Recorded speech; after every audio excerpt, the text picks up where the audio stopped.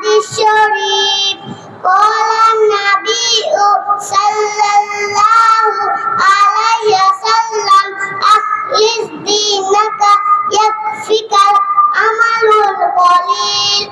এক নাম্বার হাদিস শরীফের অর্থ তোমার ঈমানকে খাঁটি করো, অল্প আমলই নাজাতের জন্য যথেষ্ট হইবে।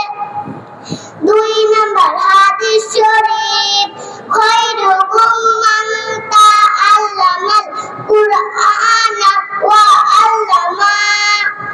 দুই নাম্বার হাদিস শরীফের অর্থ তোমাদের মধ্যে সর্বোত্তম ওই ব্যক্তি যে কোরআন মাজিদ শিক্ষা করে এবং অপরকে শিক্ষা দেয়।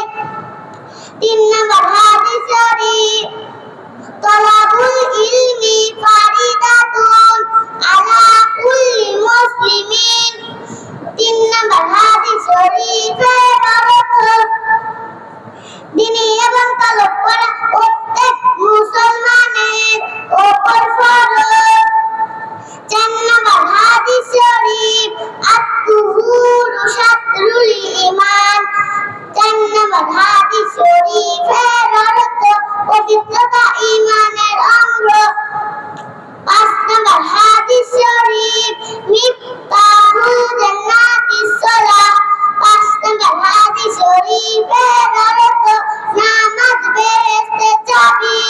ছয় নাম্বার হাদিস শরীফ আউয়ালু মা ইউহাসাবু বিহিল আবদু ইয়াউমাল কিয়ামাতিস সালাহ।